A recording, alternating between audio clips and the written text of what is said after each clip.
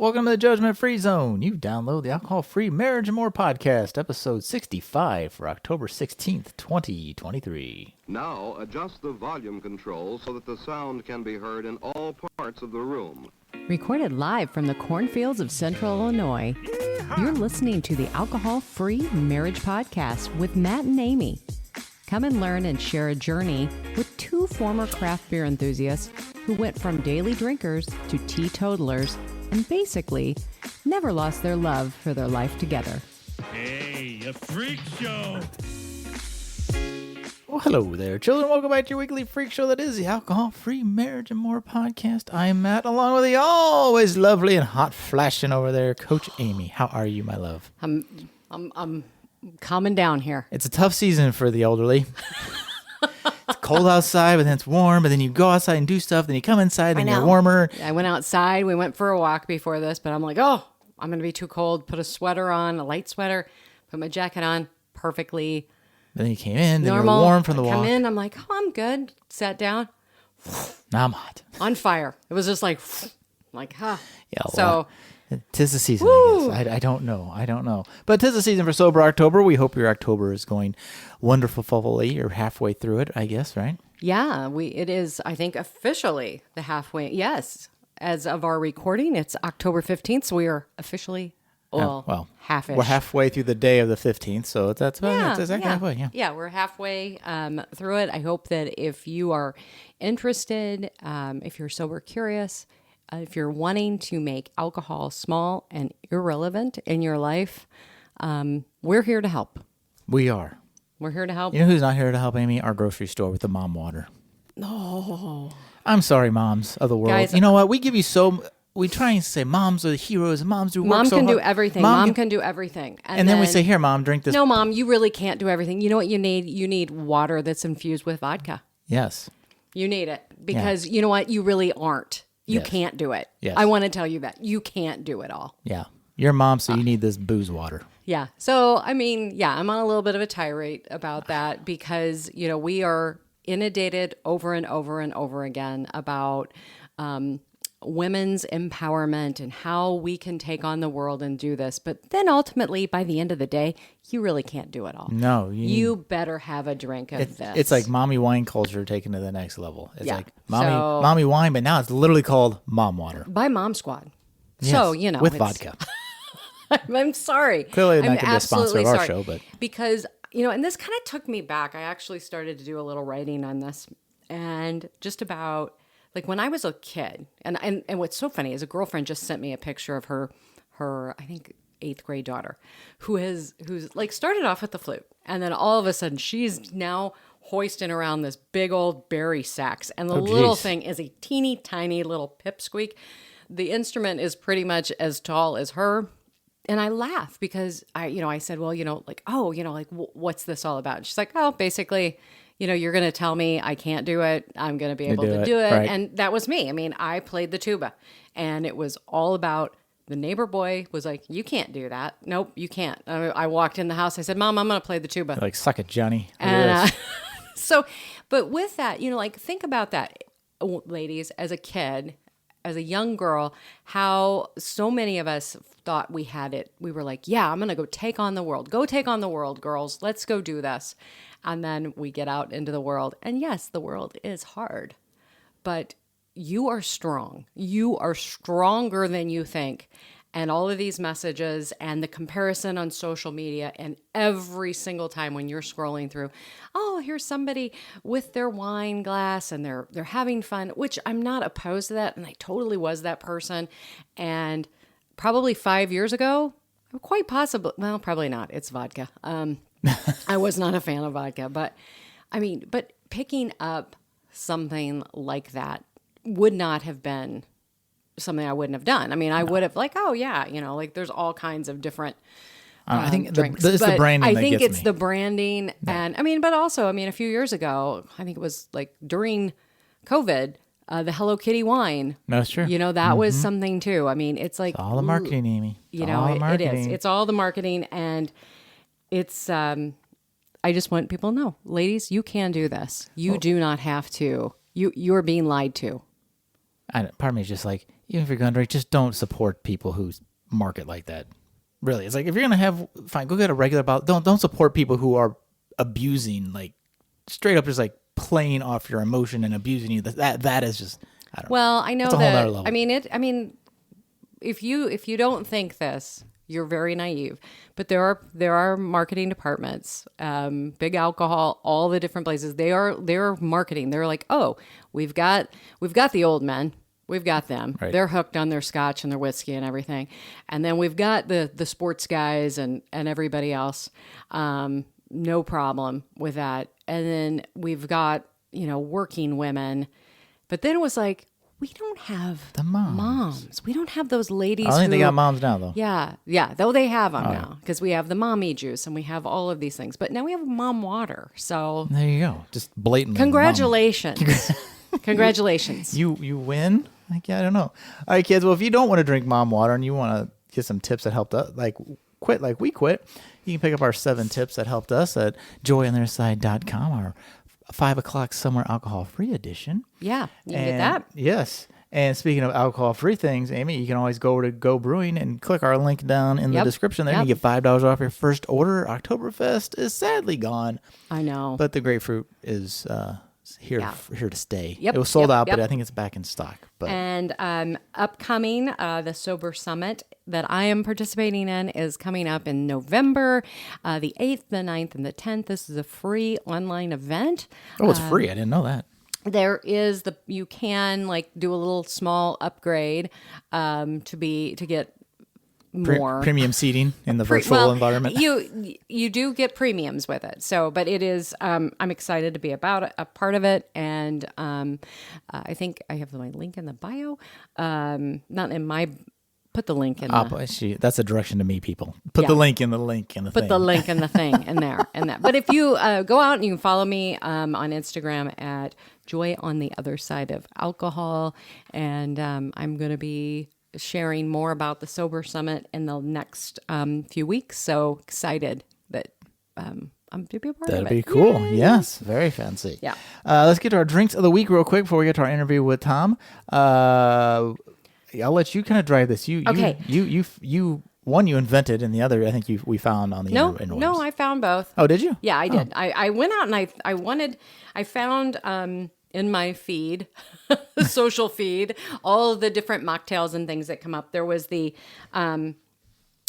cider and ritual rum. It's called an autumn mimosa. There's no orange juice though. But I mean, if you wanted, No. you could maybe throw a splash. Cider of orange is the juice. orange juice, Yeah. and then we use the free brute, right. The sparkling, like their Sparkling, champagne, and then the ritual rum, and it was really good. I don't think we put it on ice. I don't think they did in the video. No, they did not. But I like don't know. ice. I like ice in my drink, so I did personally. so we did that, and they served theirs in a champagne flute. It was very pretty. Put a little cinnamon sugar, but we did trivia to cut those calories, and then a little. You could do a cinnamon stick and some apple slices. Very festive, very good. I would completely recommend this for your drink at the holidays, especially on Thanksgiving. Oh yeah, especially because if you can't find the individual cans of like the brute, you got to open a whole bottle. So it's more of a big group kind of drink. And then the next one was it's kind of a cran cider. Yeah, we were like, what do we call this? We're Like not cran really sure. apple but, cider yeah, sparkling. cran apple cider, whatever. But it's again the cider, some sparkling. We use the Spindrift, the cranberry Spindrift, which I don't know if this is available right now. It'll come back. I have my secret stash from last year, and We found by the case at Sam's Club last year. I'm fingers crossed. It comes was back. so. It's a seasonal one. I wouldn't doubt It's if it so comes back. good. But that is so easy. Literally, put your glass, some ice in there, just pour. half and half, and so good. The only hit you take is the sugar on the cider because it's like 26 grams of sugar to a cup of cider. So, But if you're going to have some cider or something, and if you're going to sit there and say, "Oh, there's so many sugar calories," okay, I might as well have some vodka. That goes what in about mom your water. wine? What about your wine? All of those. Yeah. Just look at it that way. It's a treat. right. Right. I would not be drinking this every day. Yes. Like I poured the one like in a rocks glass, or we had a wine. Like you're not drinking. There's probably not even a cup And the other of thing cider in it. is what I've done in the past too is like I used to, well, didn't really work with the wine because I would just keep my ice would water down. I just keep adding wine, so that didn't really work. But with this, if you have your little cider in that, and you want to add more of the cranberry, the can, just to keep watering it down. So good. The nice thing is you can adjust each component to your taste. So good. I absolutely. And that was my first experience with spiritual rum, and I really liked it. So yeah, very, very good. All right, Coach Amy, let's get to our interview with Tom. What can you tell us about Tom before we go talk to him? We are interviewing today a fellow This Naked Mind coach, Tom Keppeler. And Tom, in his bio, it says he's lucky to be alive. He's a survivor of an April 2000 bike crash that broke his neck. He in a head-on car crash, arsenic poisoning, and then liver disease. Wow. Throughout his life. But even though he's had a great deal to struggles in his life, his motto has endured: don't just survive, you want to thrive. He has 25 years of professional communications and executive coaching experience. He's a professional coach, communicator, and he's an executive. He's based out of the greater Boston area. Boston. Yes. And in 2020, and I think he committed himself to being alcohol free. And this was enabled by This Naked Mind framework. That the same coaching and everything that I went through, he did too. That's when he went alcohol free. And then he became a certified This Naked Mind coach as well. And he offers coaching on this framework to his sober, curious clients who are looking to unleash their inner power through their commitment to reducing the role of alcohol in their lives. He's a native of Florida, but like I said, he lives in Greater Boston since 1997, and he enjoys working on old houses and cars, writing, karaoke, and spending time with his super dog, Woody. And I just thought I would leave it at that. Let's go to the interview. Okay. Hi, Tom. Welcome to the Alcohol Free Marriage and More podcast. If you're laughing at me, go ahead. Everybody can laugh at Amy. It's so good to be with you. Thanks for having me. We're so happy to have you too. And Tom and I used to, actually, we went through coaches training together through This Naked Mind in 2021. So I just want to thank you for coming on. And if you want to just start by telling us a little bit about where you're from, and just, your hobbies and such. Yeah, sure thing. So I'm Tom Keppeler. I grew up in Clearwater, Florida in the Tampa Bay area. I was lucky enough to get a scholarship right out of high school and studied journalism in the Boston area, Boston University. And I've been in Massachusetts ever since. I've been all around in Greater Boston itself, out in Central Mass, and now I'm in Southern Massachusetts. And this is a great area for me to be in. I love hiking, especially with my dog. Love spending time with friends, love travel, and I love karaoke as well. So this is I'm near the Providence karaoke spots and the Boston karaoke spots, and it's a good place for me to be. Oh, that's awesome. Yeah. Well, thank you again. And you know what? Why don't, if you wouldn't mind, just tell us a little bit about your addiction story. Sure. Let's just start from, I guess, maybe wherever you want to pick it up at. Sure. Yeah, I started drinking pretty young. I mean, I was probably in middle school when I had my first drinks, and that ramped up in high school. Although I dabbled with sobriety even then. I think for the duration of one of the years in high school, I didn't have a drop to drink, and I was like the go-to designated driver, which was great because my vehicle was a '73 Beetle. And it didn't fit a lot of passengers, so I got to drive my buddies, big trucks and cart them around in high school for the times that I wasn't drinking. In college, it really ramped up, and added in some other drugs of choice during college, and my drinking was heavy right out of school and for that period thereafter. there was a time when I was married that I quit drinking for almost 2 years, and I was just white knuckling my way through sobriety. I absolutely hated it. And when I got divorced, I started drinking again, and quite heavily. And my doctor diagnosed me with a fatty liver, and said, look, whatever you're drinking, cut it by half. And I thought to myself, gosh, that's still a lot. That's still a considerable amount. And I was drinking every night. And I lived near, when I moved to Newton, when I got divorced, I lived near, some great restaurants and bars. And, I would just convince myself that, well, I don't like to cook for myself, so I'll go out and get a bite to eat. And that was always accompanied by, several Guinnesses. Guinness was my drink of choice. And so that was really problematic for me. And I sort of espoused this work hard, play hard mentality. I traveled a lot for work at the time. I was head of communications for a global company. And between being on the road and long hours and whatever, alcohol was my escape. Well, I can identify with a lot of that. Yeah, the long hours and travel, and and the work hard, play hard. That I think that must be. It's like a guy excuse, I think. It's like, oh, I work, so it's okay that I do this because I worked hard, so I deserve it. It's all that deserving attitude, right? Yeah, absolutely. It felt like a treat, and it wasn't really until I started, developing the fatty liver and brushing up on the science behind alcohol that I realized this isn't a treat at all. Yeah. But it took some time to get there, for sure. Well, tell us about that. Like, when did you start to, I know you said that you white knuckled for 2 years when you were married. Yeah.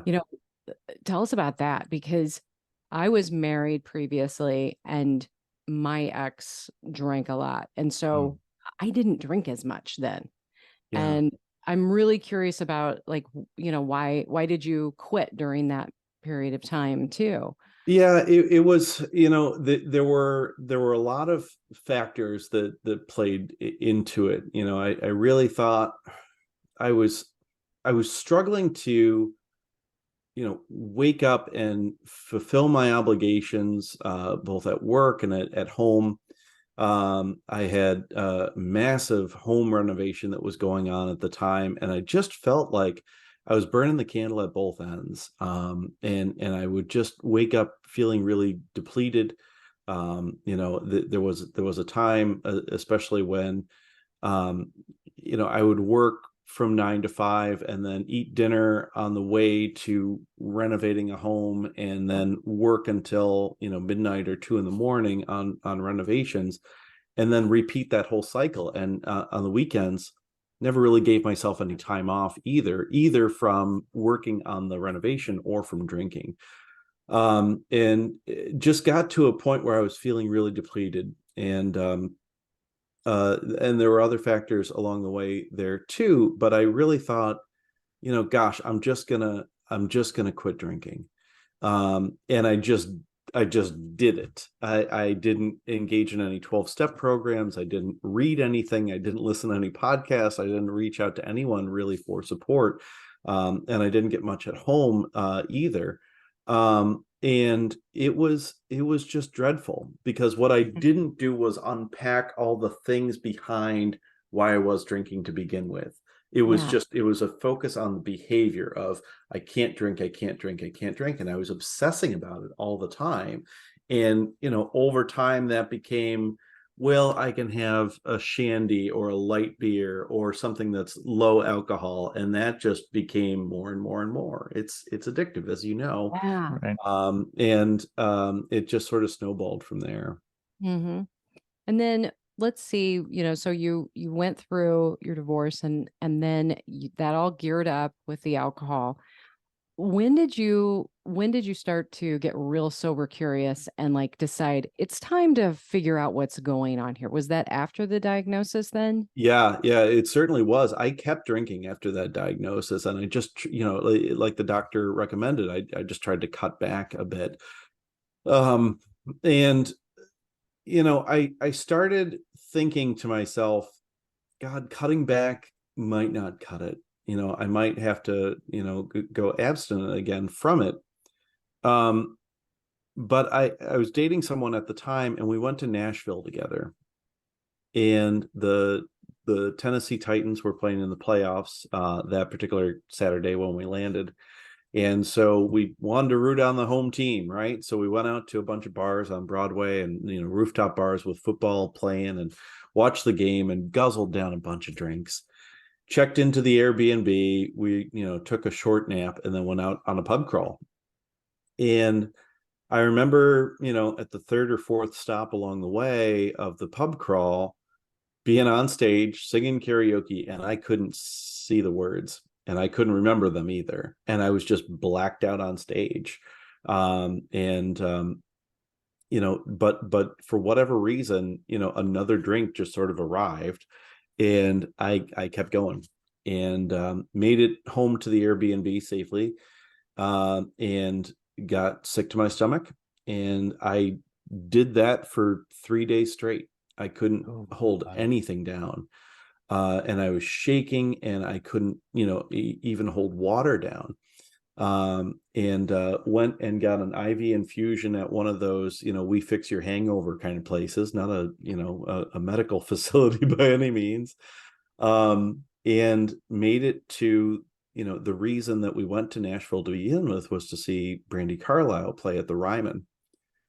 Made it to that concert, and I just poured myself into the seat, and God, we had great seats, and it was an amazing show. And I remember at a certain point in the show, she went up into the balcony of the Ryman, the mother church of country music, right? And it was just her and the Hanseroth twins singing into a microphone, unaccompanied, just a cappella. And for whatever reason, that moment moved me, and I said, I've got to quit drinking. I've got to quit entirely, and I need help. And so the following day, on the flight back to Boston, I was Googling, alternatives to AA for quitting drinking. And I found This Naked Mind by Annie Grace, who you and I both know. And I ordered it on Audible, and I got a print copy as well, so I could refer back to it. And I told my partner at the time, I said, I'm going to quit drinking. I said, I think I'm done. And she said, if you quit drinking, I'm going to break up with you, because you just won't be an interesting person. And I said, well, that makes it an easy choice, doesn't it? It was her or the booze, and that was an easy choice. So we You're like Fun Bobby on Friends, right? Like, oh, if you quit drinking, you won't be any fun anymore. The reason that's harsh in a couple of ways. Yeah. That was an eye-opening moment. So I listened to the book, over the course of several days in the ensuing weeks, and I kept drinking. I mean, the book pretty much says, keep drinking and approach it with curiosity. And I went out one particular Sunday, and drank all day at the local pub, and cavorted with my local my fellow locals at the bar, and we all knew each other, and we had a great time. And then at the end of the night, everyone had really gone home, and I was still there, and sort of came to my senses. I was like, tomorrow's Monday. I got to get going. And so I walked home, and on the way home, I threw up. I mean, the fatty liver caused me to throw up a lot, a considerable amount, but it was rare that I threw up like while drinking or close to drinking. It was usually like a late morning thing. So I could tell myself, oh, breakfast just didn't settle, or I should cut back on coffee, or I've just got a tender stomach.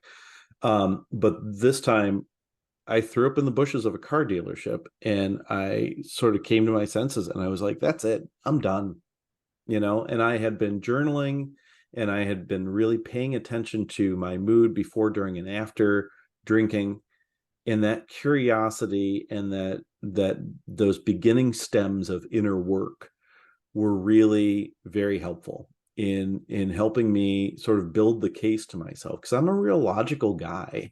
I really needed to build an argument for why drinking just wasn't a good fit for me. And so February 10th, 2020, I woke up, and that was it. I was resolved to never drink again that morning. Wow. I mean, it sounds familiar. Yeah.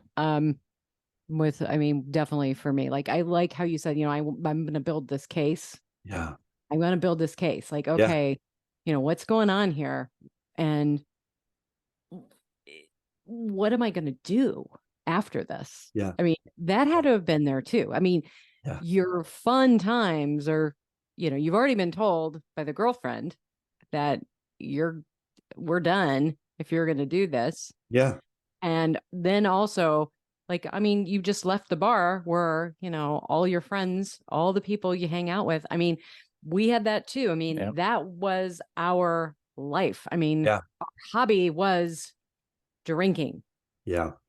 Well, Tom, the one thing you touched on that really keys back to my experience is finding every reason for another problem other than the booze, right? Like, oh, my Oh, yeah. breakfast, like, oh, I need to, like, I used to never be able to drink. I can't drink coffee. It doesn't agree with me.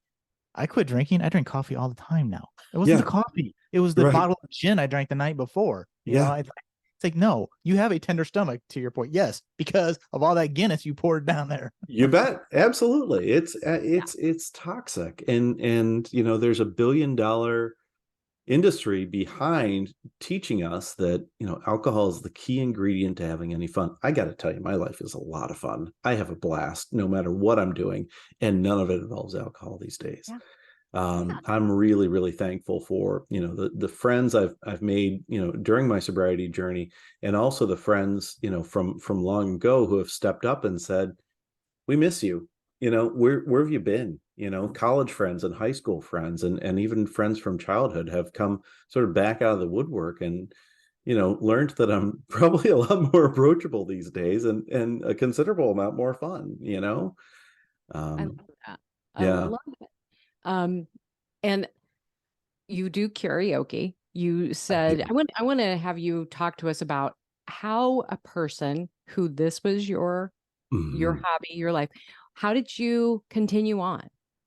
Yeah. How did you continue on? Like tell people, like, I'm not going to be any fun. I mean, Matt just brought up like Fun Bobby from Friends. Like, our generation is like, oh, you quit drinking. It'll be You're not going to boring. be any fun Yeah. anymore. Yeah. It was simple for me. The book and especially Annie Grace's other book, The Alcohol Experiment, it really sort of dares you to come up with something that you've always thought to yourself that you couldn't do without alcohol. And for me, that was karaoke. I love singing and I love performing. And I sort of said to myself, I said, God, if I can sing karaoke sober, I can probably do damn near anything. And so it was that week. I want to say it was a Thursday or Friday of that week in February of 2020 that I went out and I went to the bar. I went solo to this karaoke bar that had just gotten built in Boston. And I sort of perseverated for moments, however long that moment was. And I finally put my name in and I was like, here goes nothing. And I sang, and I've never seen the crowd so into it in my entire life. I mean, that was, if I could have gone out on top, it would have been that night. Right. And I wound up singing 3 songs because there was such a high associated with it, and after every time I sang, somebody came up to me and said, hey, that was great. Let me buy you a drink. And I was like, look, man, I'm a cheap date. Soda water with lime. It's going to cost you $1.25. And, but that was, there used to be this campaign by, I think, the ad counselor, the feds, that was, what's your anti-drug? And for me, karaoke was my anti-drug. That was the thing that really, made life fun for me at a time where, I felt like I needed a boost, and it was a good confidence boost to say, I can go to bars, I can keep it in the house, I can sing karaoke, I can be around my friends who drink. And there are other programs out there that say you You can't do can't. any of those things. And luckily I found a framework that really works for me and that enabled me to socialize and have, what looked to me like a very normal social life. And so I got about a month in the wild under my belt before the lockdown hit. And that was a really, really important month for me to be able to prove to myself, look, I can do this. And so there was less sort of social anxiety sort of coming out of the pandemic for me than there would Mm, have been if I had quit during the lockdown. gotcha. Yeah. Wow. Yeah. So you're karaoke and you're getting, you got your social life together. And I'm assuming the guy who said she would leave if you quit drinking left. Yeah. What is um like what is being single, the dating scene like when you get on that or whatever the dating apps are nowadays and Yeah, say, that's I funny. don't drink, right? Like there's gotta Yeah. be plenty of people like, well, I'm not gonna go on a date with somebody. What's the dating world like when you are a non-drinker? Is it I, I, harder? I Different? found it to be great.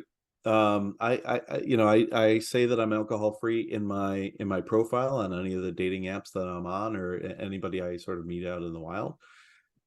And I just sort of established it from the beginning. There have been plenty of people along the way who have had a lot of questions for me, just in the chat portion of the dating app.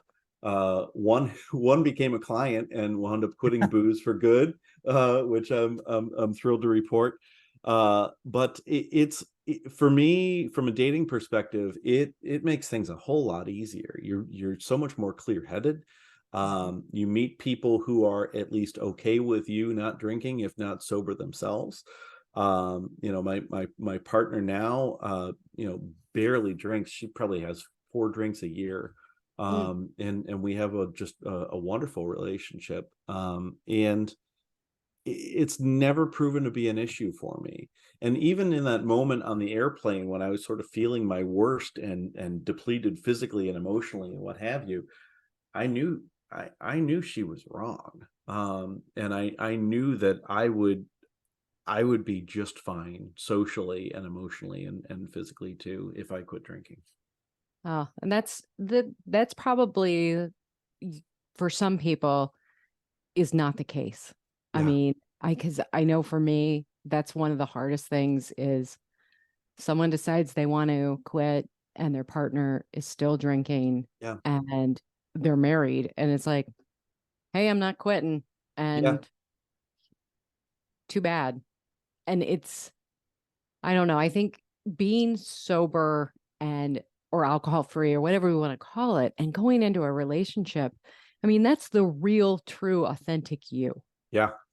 And I think that is so freeing at that I just am like, there's no way, even when I quit, because Matt followed me and 9 months later, and I just remember being like, okay, well, I've been down this road before. I've been divorced before, and this will really suck if that happens, but Yeah. I'm doing this. But our relationship improved like Yeah. so much just with one person quitting. I Right. mean, it, one person present was just, it's so much better than, than the way it was. I Oh, mean, 100%.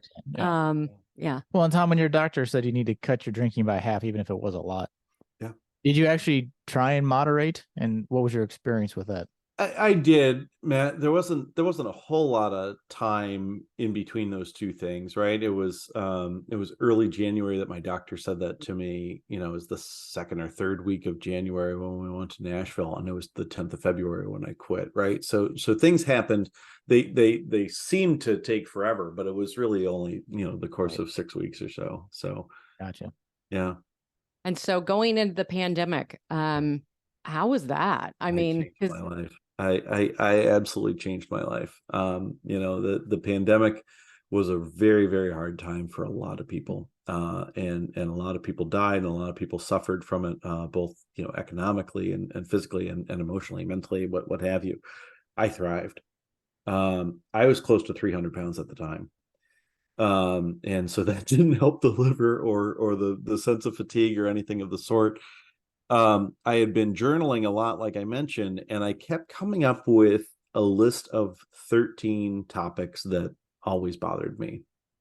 And they were the things that, I sort of identified as the reasons behind why I was drinking to begin with. And no matter how I, knocked things off the list or combined them or added to them, it was always 13. And knowing what little I did about infectious diseases at the time, I've done some comms related to infectious diseases. And I was like, it's going to take 18 months before we get a vaccine.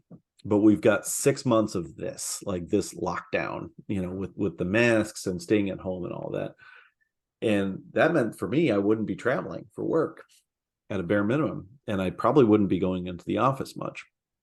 And so I took that 13 and I multiplied it by 2, and that's 26. And 26 weeks is half a year, right? And I said to myself, I'm going to take each of these topics and obsess about them for 2 weeks and listen to self-help books about them and listen to podcasts about them and read about them and meditate and stretch and hit the spin bike thinking about them and, lift weights, but, just really obsess about that topic for 2 weeks and then just put it back on the shelf. And that's what I did 13 times in a row, 13 intervals of very, very, very intense work. And during that period, I got my mind right and understood why I was drinking so much and understood that, drinking was masking a whole lot of other things that needed to be untangled too. But at the end of that 6 months, I was 85 pounds lighter and I was happier and healthier than I've ever been. And, I've put a couple of pounds back on since then. But my life will never be the same as a result of that. Yeah. Yeah. And I hope I can mention this, but I think you had a TikTok channel where you I did. Yeah, where you I were did. documenting this, I which did. was pretty cool too. Yeah, I wound up taking that down after a Okay. period of time. It sort of served its purpose. Yeah. It was really, there are some nasty folks out there. The comment section Yeah. of the internet is no place to be these days. Yeah. And a lot of people being very hypercritical about me, picking quote unquote the wrong path to sobriety, right?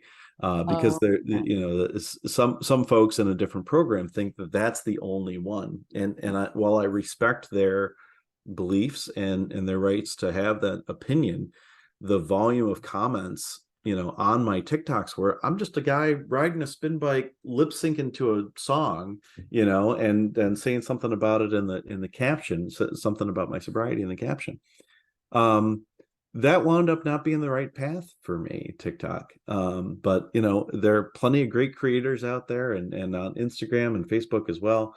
And that wasn't the path for me, but it worked at the time and it was a lot of fun. Yeah. But it's such a shame. I mean, because that's like you and Matt, we've talked a lot about this. I don't care how people, get alcohol free or get sober or whatever you want to call it, get healthy. I mean, I look at this as getting healthy. I mean, mentally, I was a basket case. And when I quit drinking, I mean, I was literally falling apart every morning, looking at myself in the mirror and being able to, and I went in like literally as we were going into the pandemic, because I was like, if I don't quit, I could die. I mean, that was kind of where my mindset had gotten. And using the pandemic as a time, like I'm at home. Can't do anything anyway. I can't do anything. I'm going to connect with you. I'm going to do what I can to get myself healthy, because even what you said, like about the vaccine, I got to get healthy. I mean, I got to get healthy. And so that, I was researching everything that I could about what kind of supplements are going to help us, get healthy, and let's exercise. And so I remember just taking the family, we'd go on these big family walks, like, all right, let's go for our walk. But being able to, with respect, because I know that it was horrible and it was an awful time, but to be able to say, I'm going to use this instead of going the other way. I'm going to use this to improve myself, because I just, like I said, it did go the opposite. People either thrived who were at home Or went deeper in the hole. went deeper in the hole. Yeah. You bet. You bet. And that's why I feel blessed to be a coach, because now people are, they're still coming out of it right now. Oh, absolutely. I really think there's a movement afoot toward sobriety. Mm-hmm. And it really feels that way. And I try to sort of extract myself from whatever echo chamber I'm in as a person who's alcohol free and as a coach, right? And as an advocate for this stuff. But it really feels like more and more people are saying, this is stupid. There's this feeling. It almost feels like in the late 90s when people started realizing cigarettes just aren't that cool. Right. And you wind up smelling funny, and you're stepping away from your friends and spending time outside on a cold, rainy night to have a cigarette, whatever. What's the point? James Dean looked cool smoking a cigarette, right? But none of the rest of us did. And I feel like there's a movement afoot around alcohol that's very much the same, where people are just realizing all this advertisement is just lying to us, and I don't like the way I feel, and I don't like the way I act, and it's not helping out with my relationships or my friendships or what have you. And I have a lot of people coming to me, whose drinking ramped up during the pandemic and who are now sober curious. Yeah. Well, and the internet aspect is interesting, because as much good as you can get as far as getting sober and learning, finding a new tool or a new whatever, there's always whatever interest group you're with.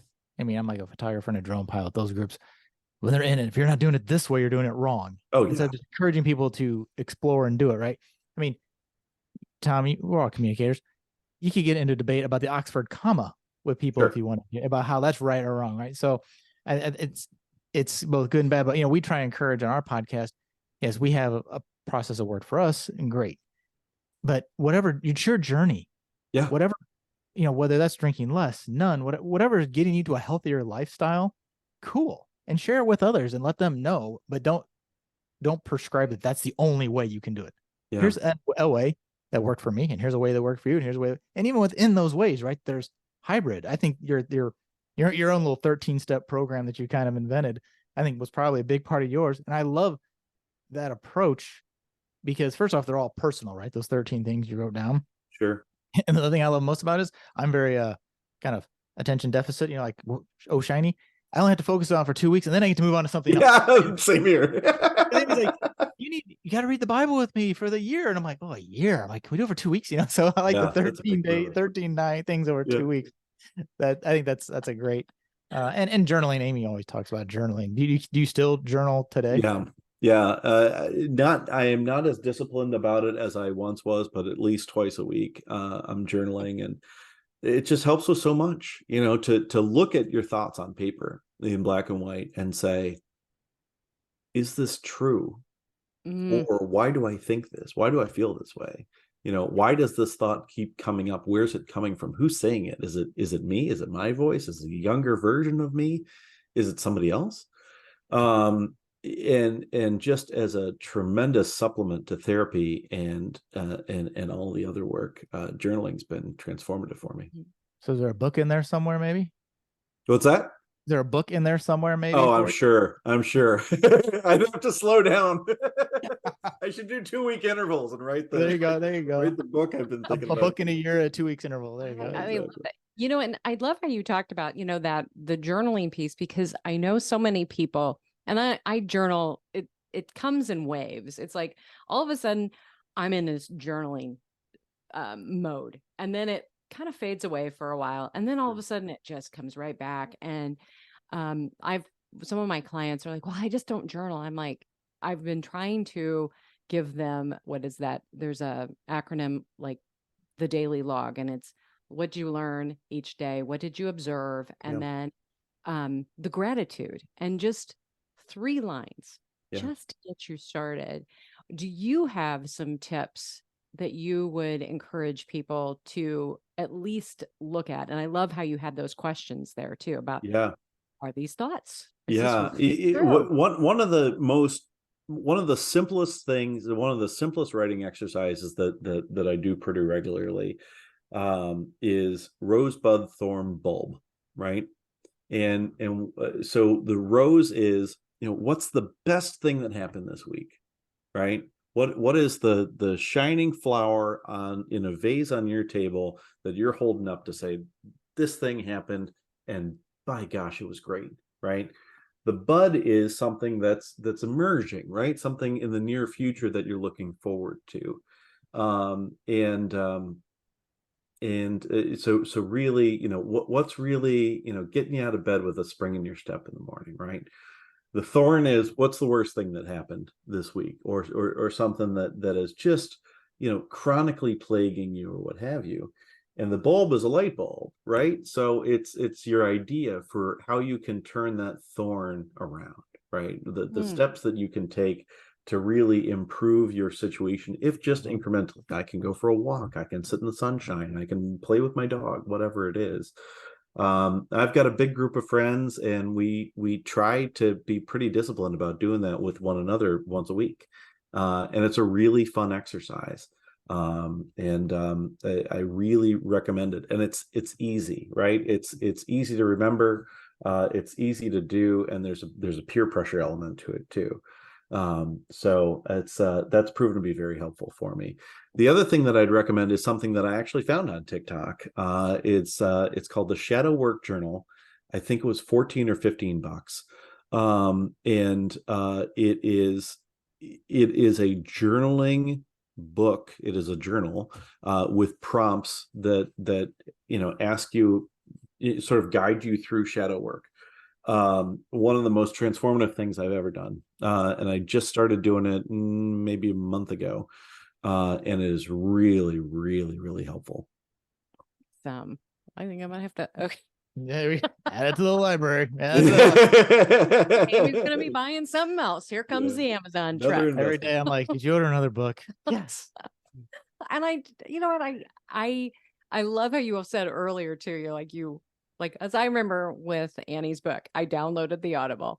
Yeah. But I went and got it as well. And I do that with so many books. It's like, if I can listen to it and I'm getting something out of it, then it becomes this reference book that I go through and I highlight and I use.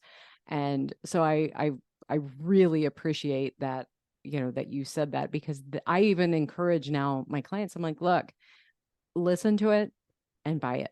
Yeah. Yeah, and absolutely. And have it, because that's most of us. And I don't know if you have this as well, but for me, I've never been diagnosed, but I'm pretty sure I have ADHD. Same.